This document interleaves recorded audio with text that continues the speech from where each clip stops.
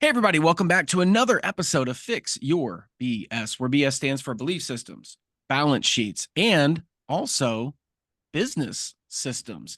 So, we talk about these things to help improve your life in any and every area in the five major pillars. Those are relationships, business or career, finances, health, or belief. And we want to make sure we find the best individuals that can add value to your life, who've been there, who've done that, who want to give back to you the tips and strategies that they used in order to create a high quality and high successful life, because that's really what we're all looking for. So today I am with Karen Grosz. Obviously, I'm Dr. G, Dr. Greg Persley. Hi, Karen. Nice to meet you. Nice to see you today. I'm so excited to have you here. Karen is one of the most vibrant, excited, and colorful individuals I've run across in a long time. She is a catalyst for change. If you want to know how to change your life, this lady right here is going to help you do that. But she is the author of What's Next and Quiet Leadership. And she's the president of Canvas Creek Team Building. And we're going to talk a little bit about all those things. But thank you for being here, Karen. I really appreciate you. Oh my gosh, I'm so excited to talk to you today. I I can tell, man. I love the excitement and the energy. So tell everybody, just give us a little bit of a background about, number one, the way you come across is so excited and so happy and so joyful. And I think so many people are missing that. So many people just are like sad and, just depressed or like trudging through life. What's your secret to the excitement, the happiness, the joy, the smiling, the colors? Yeah, so great question. It's all fake. No, but really, I did have to learn it. I did have to decide who was I going to be. Was I going to be depressed and sad and living a small life, or was I going to jump out there and say, "This is who I am and this is who I want to be"? And there are some days where I'm like, I could go back to quiet. I could go back to a small life, but holy cow, it is no fun. It is so much more fun to just be out there and be the happy person looking for the light in the world. I so agree with that. In fact, a friend of mine, we were playing golf one time, and there was a guy in the group that was just crabby about every shot that he took. And he goes, there's no law that says you have to be miserable. Mm. There's no law that says that. Like, you have that choice. And I love that you said I had to decide who I was going to be. I love that. Make a decision. So, so true. So, talk a little bit about being a catalyst for change, and give me a little bit of your background and how you got to where you are now, because we're going to dive into that a little bit more. So I'm going to give you the part of my background that I think will surprise you, Dr. G, and that is that I once was so shy I couldn't talk to three people at once. If I had to talk to three people, if you would have said, "Hey, come on my podcast," I would have been a crying puddle of mush. The first time I ever addressed a group was Toastmasters, where I was trying to learn how to speak. And I was crying so hard. Two people put their hands on my shoulders and said, "You can do this," and just forced me through it. So that's really where I started, shy and uneducated. And now I have this incredible life because I just believed I could every single day. I love that you just believed you could. So let's go back to that. You were shy and you said uneducated. So one of the things I teach my students, I work with a lot of business owners that we're helping them build their business, especially in the service-based industry. But a lot of them are afraid to do public speaking. In fact, public speaking is the number one fear when they look at surveys and actually do surveys of what people's fears are. That's number one. Number two is death, by the way. Number two is death. So that means to the average individual, if you're at a funeral, they would rather be in the casket than actually doing the eulogy. Gosh.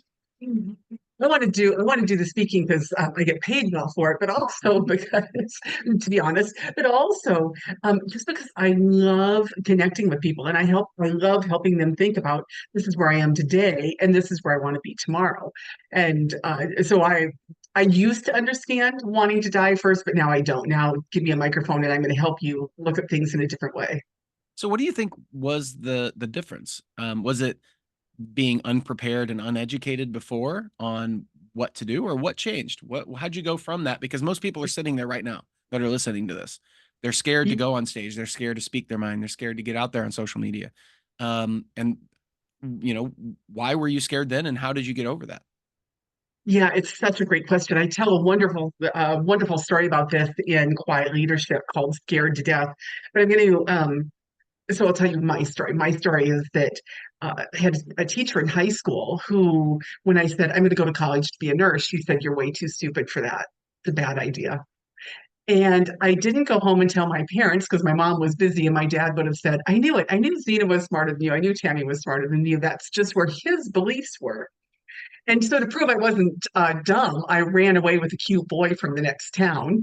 And then we immediately got married, got pregnant, and then I graduated from high school. So proving all along that I wasn't stupid.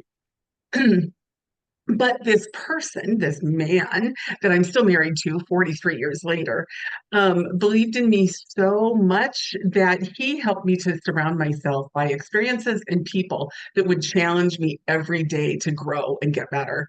And so that's what I've done. Every single day, I've tried the next hardest thing or talk to the next smartest person. Every day I want to find somebody who's smarter than me and have them help me understand the world. That is awesome. So you're literally hitting on all the major points. In the episodes that we ask questions to people that are very successful, they come up. There's a lot of uh, um, congruency with what we say. Like the principles never change. It's just the wrapping, the stories that people have around the principle that change. So one of the things you're talking about is networking, learning from others that are further along than you are. How would you, I mean, if you had to rank that from 0 to 10 of importance, where would you rank that? 10 is like so important, it's a must, and 0 is like, it doesn't matter. And so I think nine. I think to get a 10, faith is you have to have faith in yourself and faith in Mm, the universe or God or the bluebird or happiness, whatever you believe in. You have to have faith that you can do it. But truly, it is the networking that made me who I am today and continues to do that.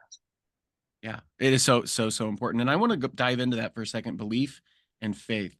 And the way I describe this to people, because those kind of get lumped in and they believe that people talk about it and they're like, oh, it's religion. And I was like, no, religion is a man-made construct of faith. And faith is believing in something that you can't see. And believing or belief is just a thought that you think enough times with enough emotion that it becomes who you are, that Mhm. you become your belief of what is around you and how things are. Like if you believe that you're stupid and you believe that you're not worthy, then guess what? You are not. You're not worthy and you are stupid because you believe it.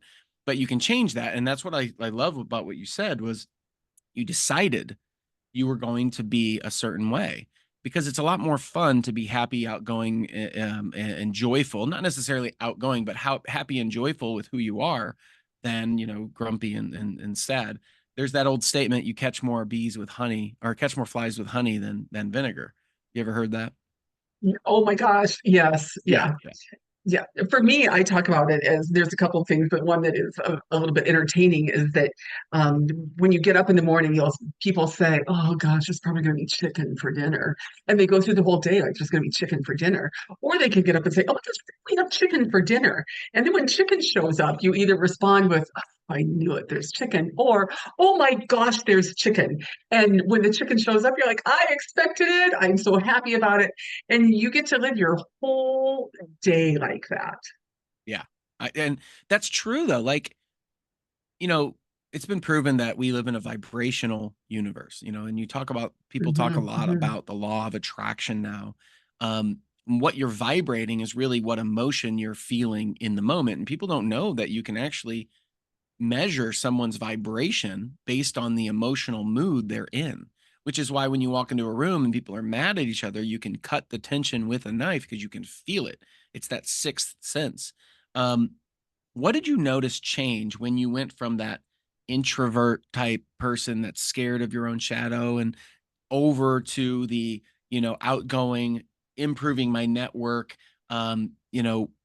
working together or working to get better every single day? I mean, what changed? And was it overnight? Because that's what I think a lot of people expect. Right. So two answers to that. The first one is that I found that instead of seeking, I became sought.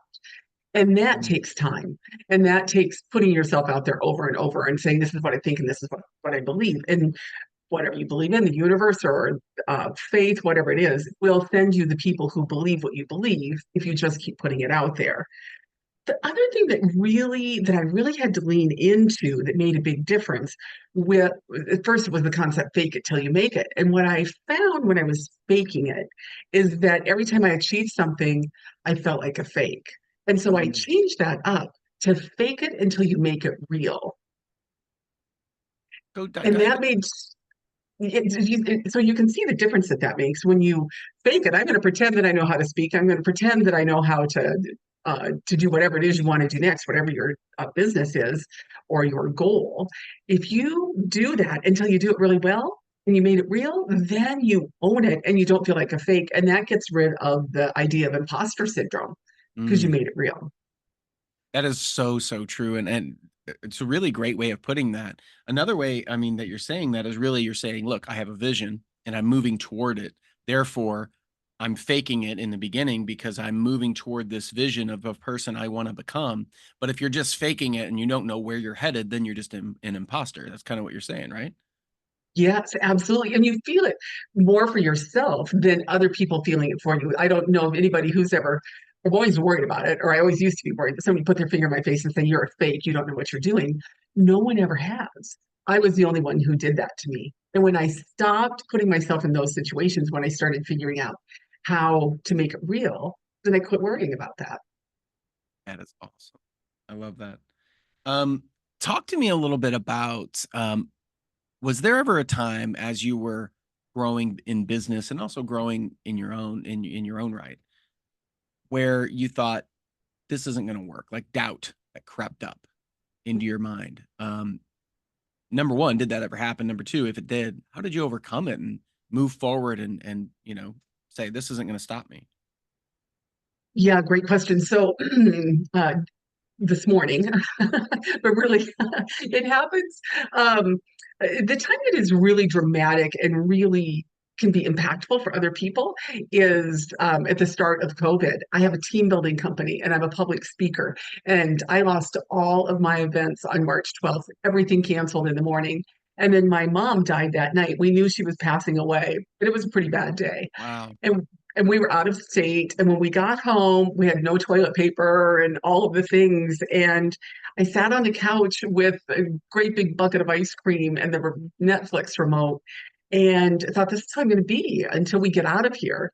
And about 3 days into that, I thought, I damn, this is not going to be my story. I Mm. am going to come out of however long this pandemic is in better shape with a stronger business. And so I wrapped around that idea of buy down and developed a concept for my business. And I launched that by doing a PowerPoint presentation on pivoting for other businesses that I presented for free to 2,000 businesses and help them to find their buy down moment and their pivot moment so that they could change their view on things. And so that really was the time where I was the most doubtful that I could make it. And I came out of the pandemic in better shape with a stronger business and just a better attitude about life that I really could control it. I was no longer faking that control. I knew that I could control it. And it's interesting is a lot of people went through that same scenario and they went through it in one of two ways. They either became stronger. Personally, I did the same thing. I was able to start another business. I was able to help a lot more people. We turned a medical company that I have into a totally different company, and it's doing 4 times the amount of revenue and volume. And that was simply because I took the attitude of excellent. This is a fantastic time to change because there's not as many distractions. People aren't doing anything, and I have more time on my hands, and there's less opportunity available for me to do other things. So therefore, I have more time to put into this. And it was a positive, but that's, I think, a habit that I developed over time was always looking at, well, how can I use this as a positive in my life and control? Now, I can't control external events. Obviously, I couldn't control that COVID hit. I couldn't control certain things in the country or in politics or in the economy. But I can control my attitude and my actions and my emotions. In fact, those are the only four things you can control: thoughts, beliefs, actions, emotions, those four things. So why do you think that is so unique? I mean, you did that, I did that, but most people did the opposite, which was like, oh, this is terrible. My life is over. I'm never, it's just, this is no good. Nothing good's going to come of this, all that stuff. Why do you think, I mean, what's the difference there in your opinion? So I think for me, and it sounds like for you, that I had to get over the idea of living a balanced life. That is such a mantra that we carry. We're gonna balance our life, and it always has to be in balance. And I decided when I was in my 40s that I was gonna honor my life. And that meant that when I was sick, I actually went to bed and I was sick. And when I was mad, I would have my mad moment. And when I was sad or in grief, I would just sit and be sad and in grief. And so when life gives me those moments, like during tax season for team building, nobody is on the phone calling me for that. And so what I do is honor those moments and stop and reevaluate and just dig into who I am and what I want to be and what I'm learning at that time. And that idea of honoring your life and honoring the lesson gives you the power to not be panicked, which is what you did. You sat down and you said, I'm not going to panic. I'm just going to figure it out. But you have It's to funny. know you're honoring it. Yeah, that's such a great point. I literally remember thinking, well, we're all in the same boat. Like, if this is Mhm. happening not only nationwide but across the world, well, it's not all on me. It's going to be okay. Like, we're all in the same boat. Um, but that's just kind of how I approach it. I love some of the points that you're making here, and I've got already a page of notes in our short conversation because you're speaking some principles of life that will never change. And if people really will take the time to note this, and this is one of the biggest mistakes I made in my professional career, was what you just said, was honoring the time, my life, the lessons, the emotions, honoring them and going, you know what, it is what it is right now, and I'm moving towards something greater. And it's okay that I'm at where I'm now. And that's really an acceptance thing. So how did you, accept certain things? It's just an acceptance. I accept it and move forward, as opposed to staying in the cycle of, frustration, fear, worry, doubt, anger, all those emotions. Yeah, again, that's a great question. I like to think of myself as optimistically pragmatic. And it's I got an to write that down. interesting, I got to write that down. I got to write that down. Optimistically pragmatic. Please explain that. That's awesome. yeah, so it's such a great way to be. I'm optimistic. I get up in the morning and I expect that we're going to have for dinner and that everything's going to be okay. When it's not okay, instead of getting stuck in the moment, instead of getting angry about what I can't control, I'm just like, okay, let's figure this out. Let's do the next thing.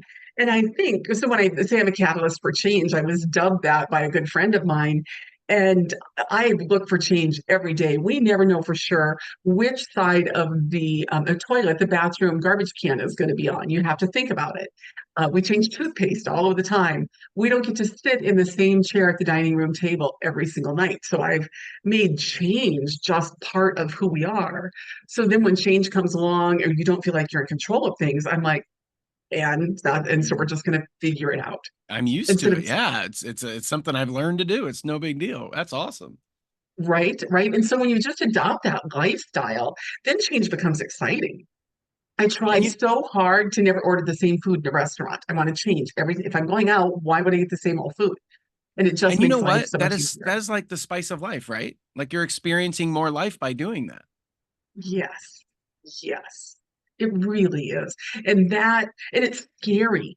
For some of us, we watch the same movie over and over and we read the same book over and over because we want the comfort of knowing what's going to happen.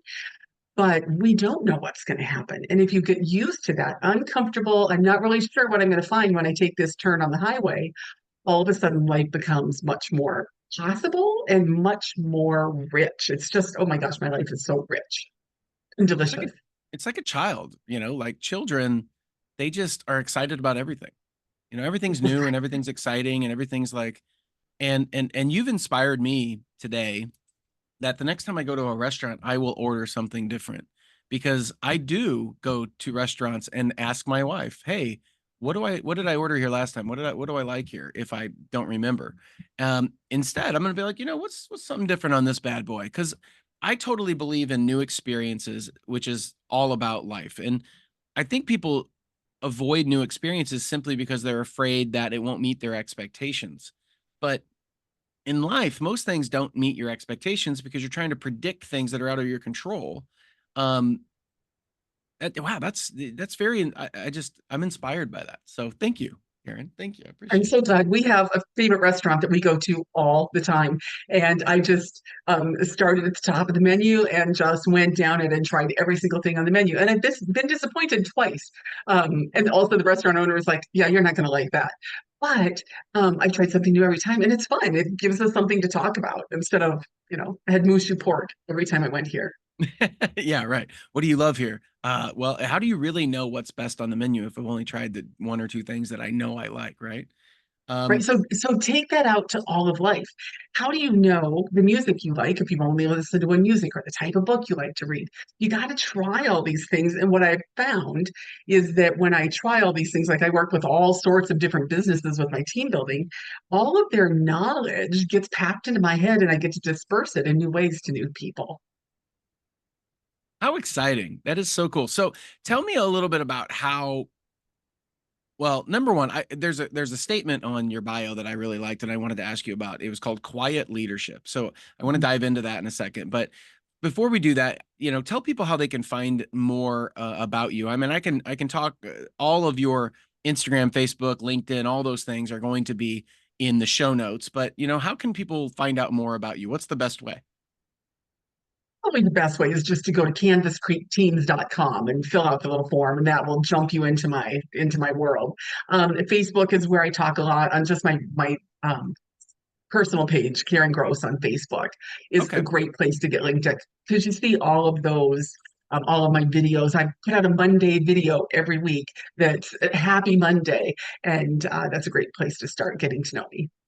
That's fun because most people go into a Monday and go, "Oh, it's Monday. Man, it's a Monday." And you're like, "Dude, like why? Why does it have to be a Monday? Why can't it be like, dude, this is Monday. I'm excited. I got some goals this week I'm going to hit. I got some fun things I'm going to do." One of the things I always like to do just as a side note is I always like to have something on my calendar that pulls me forward, that gets me excited about it. Whether it's a trip, whether Yes. it's a speaking engagement, whether it's something small, something big, it doesn't matter. It's like tonight I'm taking my daughter on this little hike and I'm like, I've been hyped up about it all day. Like, I'm going on this hike. I'm going on this hike. Um, Simple little things like that, I think, make a big difference because, yeah, there's going to be parts of your day or parts of your job, parts of your life that you're like, I'm not really excited about this. I've got to do this. I don't really like going over the QuickBooks with my bookkeeper on all the businesses that we have. Really don't enjoy it, but it is a necessary thing that needs to be done. However, there's going to be other parts of my life that I'm going to be way more excited about, and that's one of them. So, do you do that? Do you put something on your calendar? I saw you kind of shaking your head like, yeah, I do that too. Gosh, yes, I think it's especially important when we're going through milestone moments in our lives. I discovered this when I knew my only daughter was going to be graduating from high school in a few years. And she was the focus of my life. And I Mm. thought, oh, I could crash. And so we bought a piece of land we were going to build a cabin on. And that's what I was focused on. Whenever I was sad, I was like, oh, cabin land. And it Mm. gave me something to look forward to. So now, like you, there's always a hike, there's always a trip, there's something to look forward to.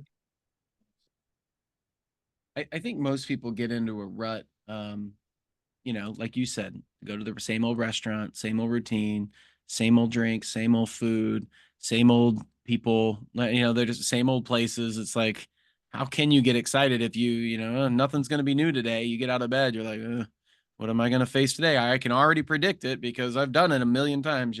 Right? So I just love some of these principles. So everybody listening, before we get into the quiet leadership, needs to understand that you can decide who you are going to be. You can practice the emotion of who you want to be. Do you want to be a happy person? Do you want to be excited? Do you want to be content and grateful and appreciative, or do you want to be the opposite of all those things? I'd rather be those things I just mentioned. Um, Number two, you really want to make sure you're networking and learning from others that have already done the things that you want to do. Number three, something I really love is that you are trying new things on a regular basis, because that's really the spice of life. That's really the excitement of life. Even if it scares you, guess what? If you get used to things scaring you, then you'll be less scared. It's funny how that works. It's like, yeah, I want courage. Well, then God puts you into situations where you have to be courageous and learn how to grow that part of you. You don't just get courageous. It's not like a magic wand. Boom, you're courageous now. All right. So tell me a little bit about being or having the quiet leadership and what that means. So again, I am not stuck in the pandemic. I want to make that clear. But again, during the pandemic, I had time on my hands, and I thought we need some quiet leadership because remember how we were yelling at one another? Oh my gosh, we were screaming about things that didn't matter, and I thought we just need a quiet leader to step in here and say, "This is where we go, and this is how we do it."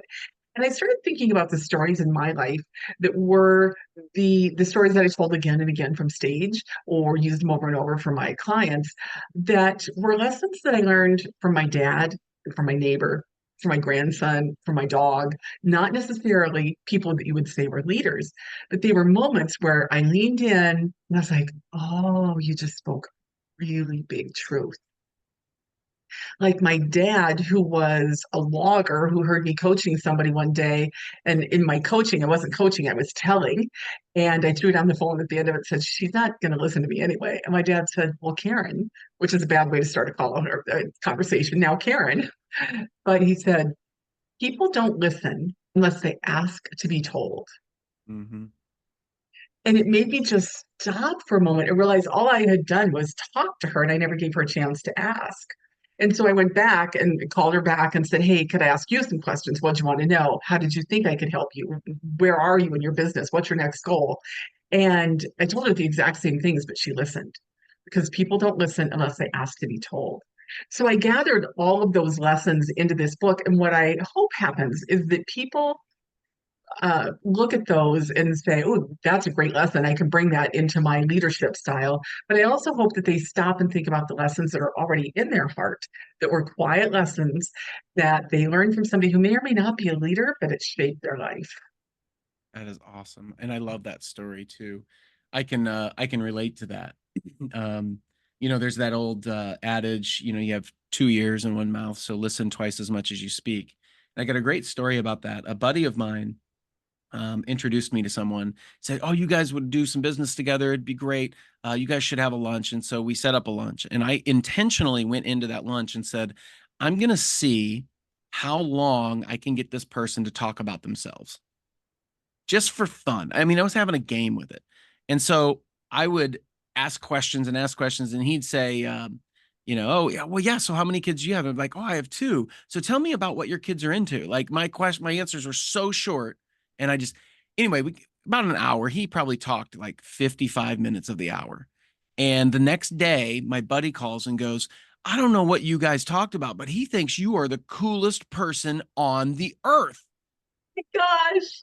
He's like, we played golf today and he just wouldn't shut up about you. And I'm like, wow, how impactful is that? Like, the most important person to someone is themselves. And if you just ask them Right. questions most people are not used to someone being actually intrigued by them or wanting to know about them. They're used to having someone listen with the intent to respond as opposed to actually listening and paying attention to that person's actual stories or actual statements. And when you do that, and I would tell everybody listening to this, do that as a experiment. Do it as an experiment. Just the next conversation you have, try to ask as many questions as you possibly can and get the person talking about whatever they're talking about. And just look at the response. You'll be very surprised. And practice it. Can I add to that challenge? Absolutely. Do it with your spouse or your significant other first. Mm, We sometimes forget to do that, don't we? In life, you just get so busy telling what's been going on in the day and what's the next project and where the bills are that we forget that our spouse is the most fascinating person we could ever be with if we just shut up and ask them some questions. I always say treat the relationship like it's the beginning of the relationship and you'll never have an end. Meaning, Oh, that puts a tear in my eye. That's a great one, right? It means date your spouse. Like you dated them and now you take them for granted. Like, no.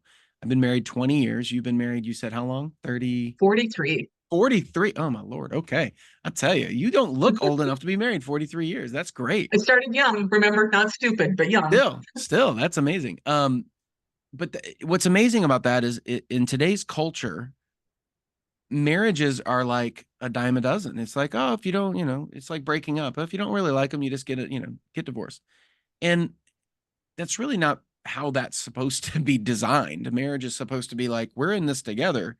My wife and I say all the time, somebody's got to die. Like you ain't, neither one of us are going anywhere. So if you got something that's a problem, we'll figure it out. Like I'm not going to leave and bail. But talk to me about that. You mentioned it kind of briefly earlier. I wrote a note. It says proper partner, the importance of having a proper partner in life. How important is that? And how did you get so lucky at such a young age that you found the right person? How did that work out?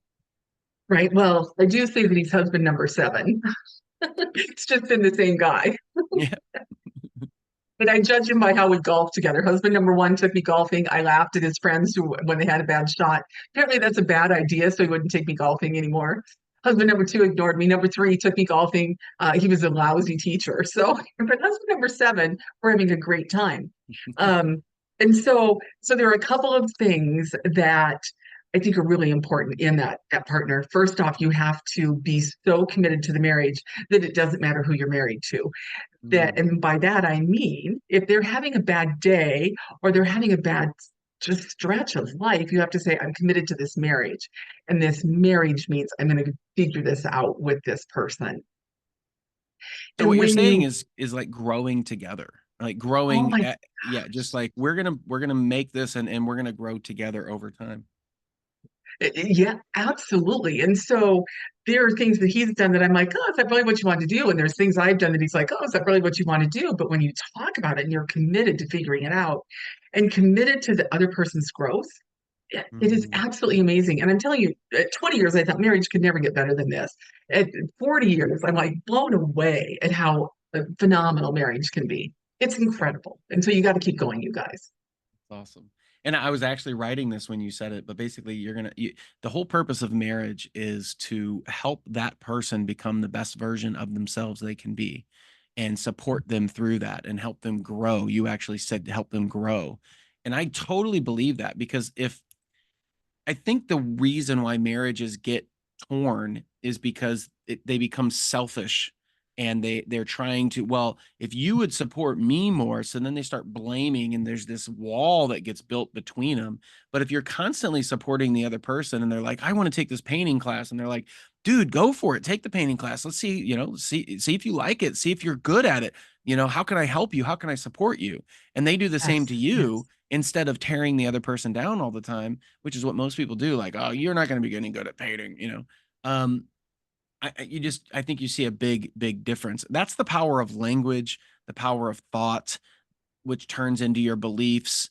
And then, your actions that follow all of that turn into your life. And so you really got to pay attention to that. So that's another, I would say, challenge or homework that you could do is not only, ask your spouse questions, but really take a moment in time and internalize it and go, how am I presenting to my significant other?